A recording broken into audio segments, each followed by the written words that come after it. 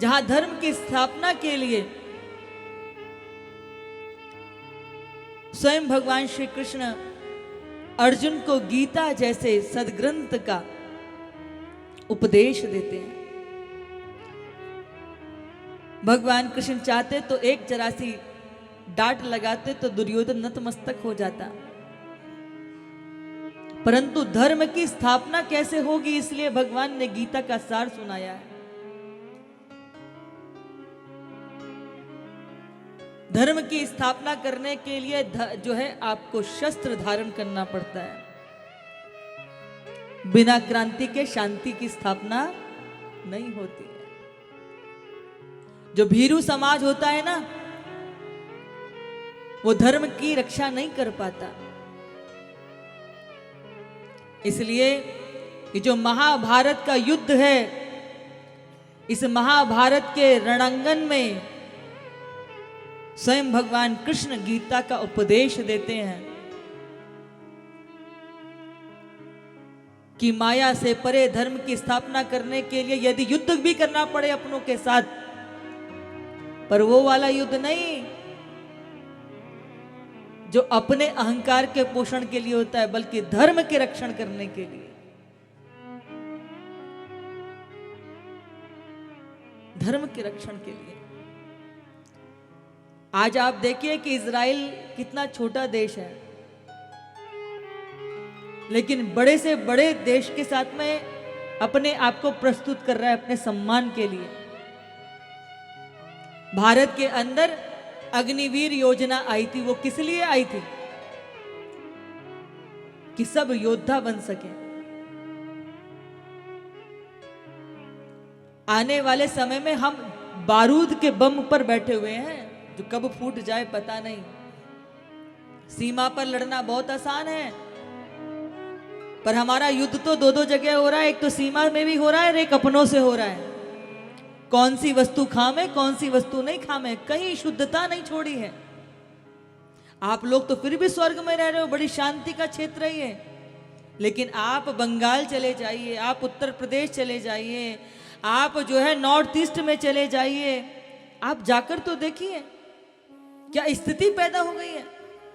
आपको लगेगा ये भारत ही है, ये भारत ही है।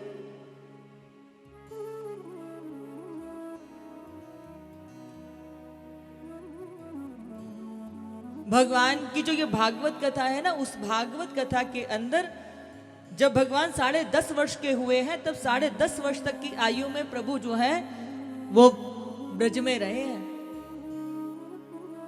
पर प्रभु की आयु तो 125 वर्ष तक की रही है ना। इस 10.5 वर्ष की आयु तक उन्होंने सबको अपनी लीलाओं से, अपने नृत्य से, अपनी मनमोहक छवि से, अपने रास से, अपनी क्रीड़ाओं से सबको आनंद दिया। लेकिन उनका 115 वर्ष तक का स्वरूप तो योगेश्वर कृष्ण का है, जिसमें उन्होंने गीता का उपदेश दिया, जिसमें उन्होंने सुदर्शन चक्र धारण करके दुष्टों का दमन किया। उस स्वरूप को हम भूल गए हैं, गीता के उपदेशों को हम भूल गए हैं। सिर्फ भगवान के नचैया स्वरूप यानी कि उसका ही हम दर्शन कर रहे हैं। और अभी बुरा लगता है, पर कहना पड़ेगा व्यासपीठ से, वो व्यवसाय का साधन बन गया।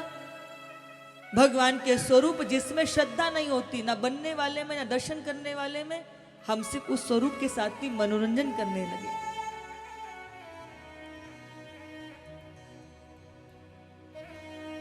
यहां महाभारत का इतना भीषण युद्ध, जिसमें अर्जुन को लग रहा है कि मैं जिनसे युद्ध करने जा रहा हूं ये तो सारे मेरे अपने हैं,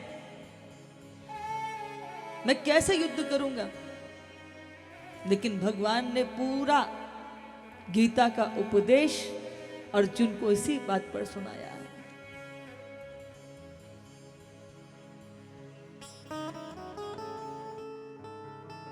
महाभारत का इतना विशाल वो युद्ध, सारे कौरव एक एक करके धराशायी हुए। भीम ने दुर्योधन की जंघा को तोड़ डाला।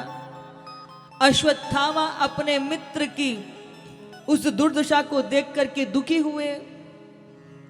अपने मित्र को प्रसन्न करने के लिए, बदला लेने के लिए रात्रि में उल्लूक पक्षी के अंडों को फोड़ करके खाते हुए देखा तो प्रेरणा लेके चल दिए। और पांडव के जो पुत्र हैं, पांचों पांडव के 5 पुत्र हैं। ये 5 पांडव के पुत्र रूप कद काठी में उनके समान ही थे। जाको राखे साइया मार सके ना कोई। भगवान कृष्ण उन 5 पांडवों को अपने साथ ले गए और आज इनके पुत्र यहां सोए हुए थे। अश्वत्थामा ने रात्रि में पांडव समझ करके उनके पुत्रों को रात्रि में मार दिया और अपने मित्र को प्रसन्न करने के लिए उनके मुंडों को लेके चल दिया। दुर्योधन के सम्मुख फेंक दिए कि देखो मैंने तुम्हारे शत्रुओं को मार करके इस अपमान का बदला ले लिया, प्रतिशोध ले लिया। दुर्योधन ने भी जब यह देखा तो वह इस को देख ना सका। उसके भी छेद से चित्कार निकल गए कि ये क्या किया तुमने, अनहोनी हो गई।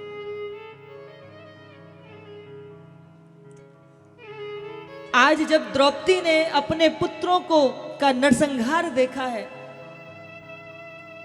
तो उसके चित्कार से जैसे चहु और पृथ्वी क्रंदन कर रही हो। अर्जुन की बाहुएं जो है बाजुएं फड़कने लगी। द्रौपदी तेरे पुत्रों की चिता को अग्नि तब लगेगी जब तू इस अपराध करने वाले के मुंड पर पैर रख करके आगे बढ़ेगी। आज स्वयं द्वारकाधीश पुनः अर्जुन के रथ पर सारथी बनते हैं।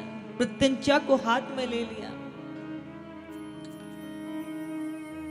आगे आगे अश्वत्थामा पीछे पीछे रथ जा रहा है भगवान का। जैसे अश्वत्थामा ने देखा कि अर्जुन मेरे पीछे आ रहा है, प्राणों पे संकट समझा तो ब्रह्मास्त्र का संधान कर दिया। कृष्ण कृष्ण महाभाव भक्त नाम भयंकरा, तुम्हें को दह्य माना नाम अपवर्गो से संस्कृत। कृष्ण ने से कहने लगे अर्जुन की प्रभु ये तीक्ष्ण बाण मेरी तरफ आ रहा है। हाथ उठा करके प्रभु को पुकारने लगे। भगवान कृष्ण कहते हैं अर्जुन कांटा कांटे से निकलेगा, विष होगा विष से निर्मूल। सज्जनों पर दया की जाती है, दुष्टों पर दया नहीं की जाती है। आप दुष्टों को परिश्रय दोगे, उसकी जय जयकार करोगे तो वो सज्जनता का नाश करेगा। इसलिए दुष्टों पर कृपा नहीं की जाती, सज्जनों पर दया की जाती है। तुम भी ब्रह्म अस्त्र का संहार करो। अर्जुन ने भी जब ब्रह्म अस्त्र चलाया तो दोनों ब्रह्म अस्त्र आपस में टकरा करके निस्तेज होकर के धरती पर गिर पड़े। यहां अश्वत्थामा को पकड़ करके लाए और लाकर के द्रौपदी के चरणों में फेंक दिया। द्रौपदी देख तेरे पुत्रों के हत्यारे को मैं लेकर के आ गया, अब जो तू कहेगी वो उसके साथ किया जाएगा। द्रौपदी आज उसके चित्त की स्थिति का दर्शन करो कि किसी की एक तरुण संतान न रहे उससे क्या बीतती होगी, लेकिन जिसकी 5 संतानें माता के सम्मुख धरती पर पड़ी हो उस माता के हृदय से पूछो। लेकिन ऐसी स्थिति में भी वो द्रौपदी क्या कह रही है कि एक संतान को खोने का जो दुख है, दंश है, वो एक मां से पूछो। और अश्वत्थामा को मार देने से मेरे पुत्र तो पुनः जीवित नहीं हो जाएंगे। और अश्वत्थामा जो है द्रोणाचार्य जी के पुत्र हैं। और द्रोणाचार्य कौन है? द्रोणाचार्य तो इनके गुरु हैं और गुरु का पुत्र तो गुरु तुल्य होता है, इसलिए छोड़ दो इसको। भीम कहता है कि द्रौपदी का दिमाग खराब हो गया, जिसने 5 पुत्रों को मार दिया उसको छोड़ने की बात करती हो। तब अर्जुन कहते हैं प्रभु मैं धर्म संकट में पड़ गया, आप ही मेरा मार्गदर्शन करो। तो भगवान श्री कृष्ण कहते हैं कि ब्राह्मण कितना भी दुष्ट क्यों ना हो, पतित ब्राह्मण का भी वध नहीं किया जाता, लेकिन आतताई को जीवित नहीं छोड़ा जाता। ब्रह्मा बंधुर न हंतव्यम आतताई बदारहणा मई वो भयम आपनातम परिपह्य अनुशासनम। एक तरफ कहते हो कि ब्राह्मण का वध नहीं किया जाता और दूसरी तरफ कहते हैं आतताई को जीवित नहीं छोड़ा जाता। अर्जुन समझ गए कि प्रभु कहना क्या चाह रहे हैं। ब्राह्मण का धन छीन लेना, उसके केश को मुंडित कर देना, भरी समाज में उसका अपमान करके निकाल देना, यही ब्राह्मण का वध है। जन्म लेने पर अश्वत्थामा के मस्तक पर मणि थी, और जो अश्वत्थामा है ना, वो अष्ट चिरंजीवियों में से एक है। जो लोग नर्मदा जी की परिक्रमा करने के लिए जाते हैं ना, अक्सर करके बहुत लोगों के हमने ऐसे अनुभव सुने हैं कि जिनको मार्ग में अश्वत्थामा मिले हैं। नर्मदा जी की परिक्रमा,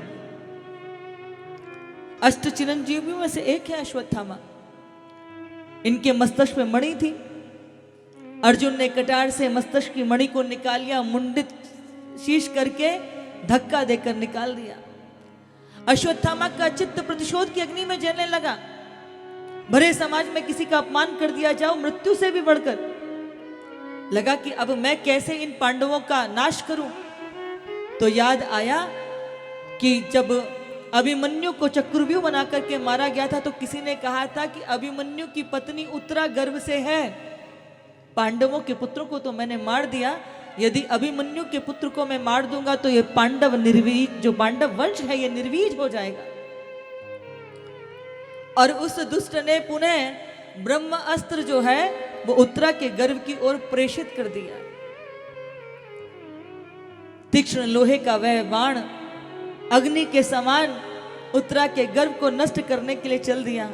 उत्तरा ने देखा कि मेरे गर्भ पर संकट है, तो दोनों हाथ ऊपर उठा करके प्रभु को पुकारने लगी कि प्रभु मेरे पास सामर्थ्य नहीं कि मैं अपने गर्भ की रक्षा कर सकूं, ये तो आप ही करुणा के सागर हो, भक्त वत्सल हो, भक्तों पर कृपा करने वाले हो, अनंत रूप धारण करने वाले हो।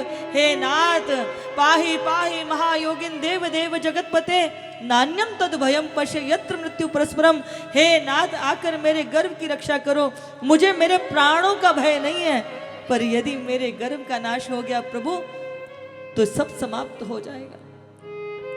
और आप देखिए वह चतुर्भुजी नाथ नन्ना सा अंगुष्ठ जैसा रूप धारण करके उत्तरा के गर्भ में प्रवेश कर गए, और उस अपने सुदर्शन चक्र से उन्होंने उस ब्रह्म अस्त्र का जो है नाश करके उत्तरा के गर्भ की रक्षा की।